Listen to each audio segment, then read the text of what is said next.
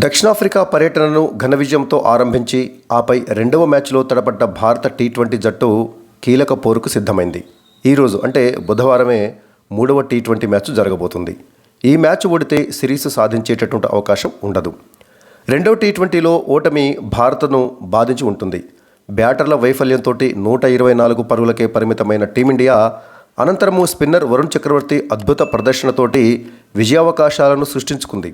కానీ చివర్లో పేస్ బౌలర్లు పట్టు విడతంతో ఓటమి తప్పలేదు. చేతిలో ఉన్న మ్యాచ్ను పోగొట్టుకుంటే ఏ జట్టుకైనా తీవ్ర నిరాశ తప్పదు. అలాంటి నిరాశలో ఉంది ఇప్పుడు ఇండియా. ఆఖర్లో పట్టు విడవటం అనేది భారత్కు ఎప్పటి నుంచో ఉన్న బలహీనతే. మూడవ టీ20లో అయినా పట్టుదలతో ఆడి గెలుస్తుందేమో చూడాలి. ఇక దక్షిణాఫ్రికా అంటేనే పేస్ పిచ్ల నిలయం, ఎప్పుడూ ఫాస్ట్ బౌలర్లదే హవా. కానీ ఇప్పుడు అక్కడి పిచ్చులు స్పిన్కు కూడా కొంత సహకరిస్తున్నాయి. ఆ సహకారాన్ని భారత స్పిన్నర్ వరుణ్ చక్రవర్తి గొప్పగా ఉపయోగించుకుంటున్నాడు.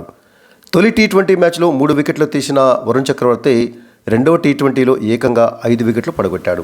పేస్ పిచ్చుగా పేరుపడ్డ సెంచురియన్లో వరుణ్ చక్రవర్తి ఎలా రాణిస్తాడో చూడాలి. ఇక అతడితో పాటు రవి బిష్ణోయ్ కూడా సత్తా చాటుతున్నాడు.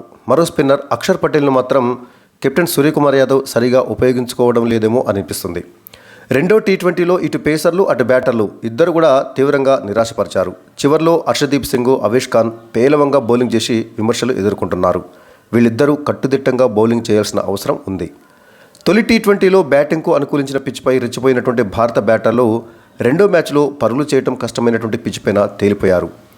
సంజు శాంసన్ సెంచరీ తర్వాత డకౌట్ అయితే అభిషేక్ శర్మ తన వైఫల్యాన్ని కొనసాగించాడు. ఇక సూర్యకుమార్ యాదవ్ ఇంకా తన మెరుపులను మెరిపించలేదు. తిలక్ వర్మ పర్వాలేదనిపిస్తున్నాడు.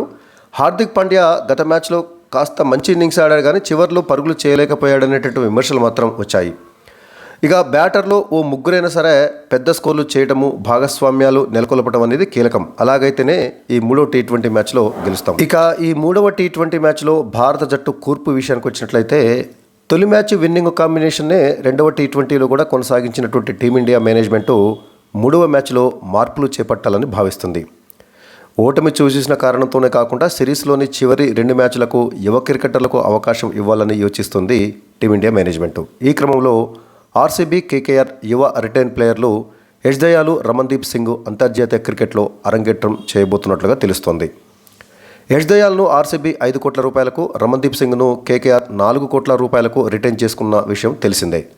రమన్దీప్ సింగ్ పేస్ ఆల్రౌండర్, అంటే పేస్ బౌలింగ్ వేయడంతో పాటు బ్యాటింగ్ కూడా చేసే సామర్థ్యం ఉన్నటువంటి వాడు. యష్దయాలు ఎడమ చేతి వాటం ఫాస్ట్ బౌలర్. కాగా మూడవ టీ20 మ్యాచ్ జరగనున్నటువంటి సెంచురియన్ వేదిక బ్యాటింగ్కు కాస్త అనుకూలంగానే ఉంటుంది. ఇక్కడ 2023 మార్చిలో చివరిసారి టీ20 మ్యాచ్ జరగగా ఆ మ్యాచ్లో 2 జట్లు కలిసి ఏకంగా 517 పరుగులు చేశారు. ఈ నేపథ్యంలో హార్డ్ హిట్టర్ రమన్దీప్ సింగ్ తుది జట్టులోకి వస్తే భారత బ్యాటింగ్ ఆర్డర్ మరింత బలోపేతం అవుతుందని మేనేజ్మెంట్ భావిస్తుంది. అక్షర్ పటేల్ స్థానంలో రమన్దీప్ సింగ్కు అవకాశం ఇవ్వాలని చూస్తుంది. మరోవైపు హర్షదీప్ సింగ్ స్థానంలో యష్దయాలు జట్టులోకి రాబోతున్నాడన్నటువంటి సంకేతాలు కూడా ఉన్నాయి. ఇక మరోవైపు దక్షిణాఫ్రికా విషయానికి వచ్చినట్లయితే ఆదిత్య దక్షిణాఫ్రికా జట్టు కూడా కొన్ని సమస్యలను ఎదుర్కొంటుంది. రెండవ టీ20 మ్యాచ్లో గెలిచినప్పటికీ కూడా ఆ జట్టుకు బ్యాటింగ్ సమస్యగా మారింది. మార్క్రము, క్లాసను, డేవిడ్ మిల్లర్ లాంటి మేటి బ్యాటర్లు బ్యాట్లు జులిపించలేకపోతున్నారు. టాప్ ఆర్డర్ తేలిపోతుంది.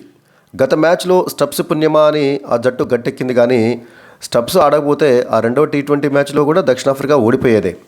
ఇక గత మ్యాచ్లో సఫారీ బౌలింగ్ మాత్రము ఉత్తమంగానే సాగింది. వాళ్ళ బౌలర్లు యాన్సన్, కోయిడ్జీ, పీటరు మంచి జోరు మీదనే ఉన్నారు. ఇక ఈ మ్యాచ్లో భారత జట్టు ఆడబోయే తుది జట్టు అంచనా విషయానికి వచ్చినట్లయితే ఓపెనర్లుగా అభిషేక్ శర్మ, సంజు శాంసన్, 3వ స్థానంలో సూర్యకుమార్ యాదవ్, ఆ తర్వాత తిలక్ వర్మ, రింకు సింగ్, హార్దిక్ పాండ్యా, రమన్దీప్ సింగ్, రవి బిష్ణోయ్, వరుణ్ చక్రవర్తి, యష్దయాల్, అవేష్ ఖాన్ వీరు భారత తుది జట్టులో స్థానం సంపాదించే అవకాశం ఉంది. ఇక ఈ మ్యాచ్ భారత కాలమానం ప్రకారం ఈరోజు అంటే బుధవారం రాత్రి 8:30 ప్రారంభమవుతుంది. ఈ మ్యాచ్ యొక్క ప్రత్యక్ష ప్రసారాన్ని మనం స్పోర్ట్స్ 18 ఛానల్లో, అదేవిధంగా జియో సినిమా ఓటీటీ ప్లాట్ఫామ్లో లైవ్ స్ట్రీమింగ్ చూడవచ్చు.